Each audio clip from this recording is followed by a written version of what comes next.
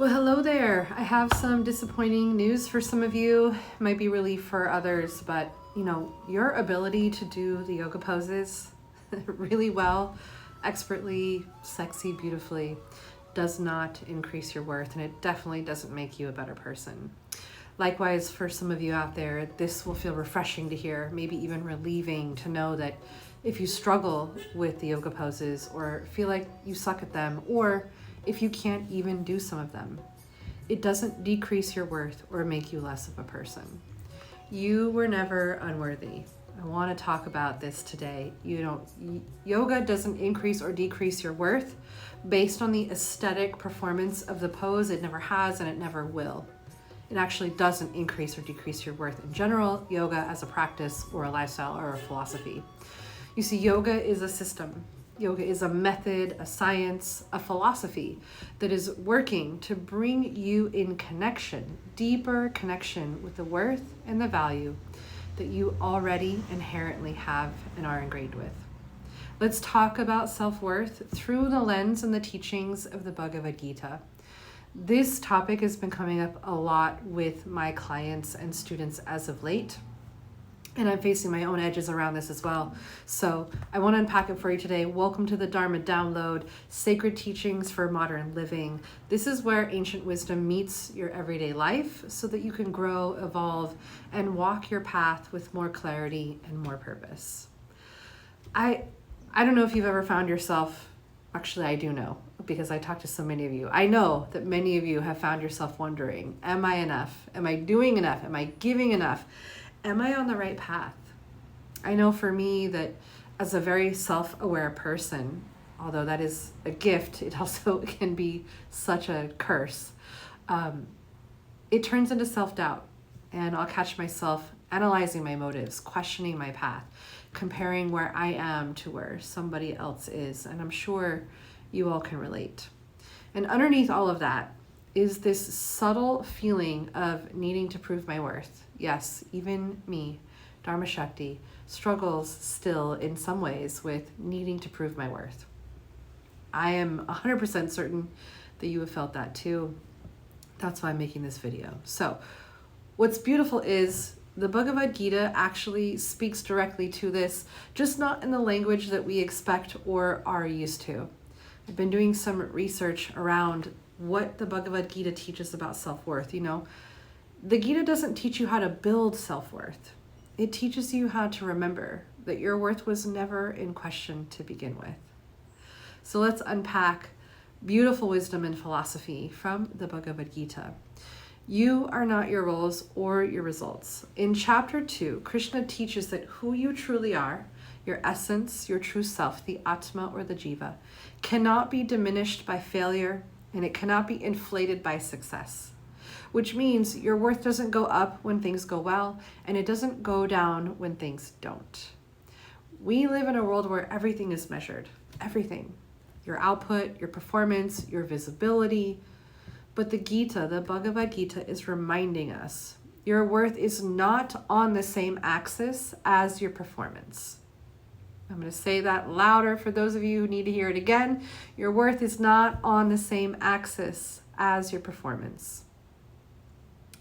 Your worth is inherent, and in chapter 15, Krishna says that each being carries a fragment of the divine. So your worth isn't something that is assigned to you by the world. It's not something you earn through achievement or validation. It's something that you are. You don't have to prove your value. You express it. You express the value that's ingrained within you by being who you are. You are not here to earn your place. You are here to live your design. You are here to be an expression and a manifestation of that worth that is already ingrained within you. So if we stop comparing and we start living our Dharma, this is a very necessary and helpful step. In chapter 3 of the Bhagavad Gita, there's a powerful teaching, one that I love so much. Krishna says that it's better to live your own path imperfectly than someone else's path perfectly. And this hits right at the core of comparison, because the moment you start measuring your life against someone else's, you disconnect from your own path. Your path is not wrong because it looks different. And your timing is not wrong because it doesn't match someone else's. Your expression is not less valuable because it's not like theirs or others. We often get on the wrong path because we see others getting validated, and so we think we should be doing that, especially when we're good at it, but it'll never be satisfying. So staying in our own Dharma. You see, self-trust builds your self-worth, and in chapter 6, we're told that the self is the friend of the self, and that the self is also the enemy of the self. Simplifying it, but this points to something really important. Self-worth isn't built through external validation. It's built through internal alignment, through keeping your word to yourself, through listening to your inner knowing, through acting in integrity, even in small ways. Confidence doesn't come first. Aligned action comes first, and then confidence grows from that. I really, really want you to know that you are worthy at every stage. In chapter 7 of the Bhagavad Gita, Krishna describes 4 types of people who turn towards the divine. The distressed, the one who is seeking something and wants material gain, the ones who are curious and have the big questions, and even the wise who love to just sit around and philosophize around the concepts of divinity and who we are. And in this verse, Krishna says that all of these people are noble. Every single reason for them turning is a noble reason, which means you don't have to be perfect to be worthy. You don't have to have pure motives to belong, and you don't have to arrive before you are accepted. Wherever you are, whatever you brought to the path, it's enough. You are enough. So what does this actually look like in your life? Listening to these videos can feel really good, and it's good to feel good. But where real transformation happens is, how does this apply to my life? How can I integrate it? So it looks like catching the moment when you start to measure your worth based on how something turned out. It looks like noticing when you're comparing your path to someone else's and gently, lovingly returning to your own. It looks like keeping one small promise to yourself today that is aligned and true to you and your values, and letting that build your self-trust. It also looks like softening the belief that you have to earn your worth before you can fully live your worth, because you don't. And in the great words of the amazing Brené Brown, she says, when will we stop hustling for our worthiness and just start believing in it? So here are my 5 key takeaways. I really hope that these stay with you. Number 1, your worth is not tied to your performance. Your connection to your own worth can be reflected in your performance, but your performance does not equal your worth. It just doesn't. Number 2, your value is inherent. It is not earned. A tomato seed does not have to earn its ability to be a tomato plant. It's inherently within it. Number 3, your path is valid even if it looks different. Number 4, self-trust creates real confidence. And number 5, you are worthy at every stage of your journey. Every stage, you are worthy.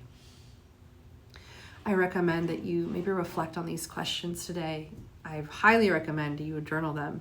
Where in my life am I still trying to prove my worth instead of just living from it? And if you want to go deeper, what would I shift if I truly believed my worth was never in question? Look, if this resonates with you, just know that you're not alone in this pattern. So many of us have been taught, directly or indirectly, that our value is something that we have to earn, something that we have to prove. But the teachings of yoga and the teachings of almost all Eastern traditions, they remind us of something deeper. You are already whole. And the work isn't to become worthy. It's to stop identifying with the parts of you that feel unworthy. It's about unhooking from these false truths that tell you that you're unworthy. If you're wanting to explore this more deeply through reflection or coaching and integrating these teachings into your actual life, that's exactly the work that I do, especially inside my Empowered Living community and the Empowered Way group coaching. I'll put more info in the description down below if you would like to dive into this work with me. I also do one-on-one work around this. I'm beginning to do spiritual mentorship if you're struggling with these things and you want to handle it through a spiritual lens. My closing statements: the Bhagavad Gita doesn't ask you to prove yourself. It invites you to remember yourself first. Your life has meaning, your presence has purpose, and your existence has value. And none of that was ever up for debate. If you liked this video, hit the like button. If you have thoughts, questions, feelings, wonderings, noticings about this video, drop it in the comments below. I'd love to hear from you and engage with you on this topic. Again, if this really resonates and you're looking for more support in this, as we all need support here, I'm here for it. This is the work I'm really passionate about doing.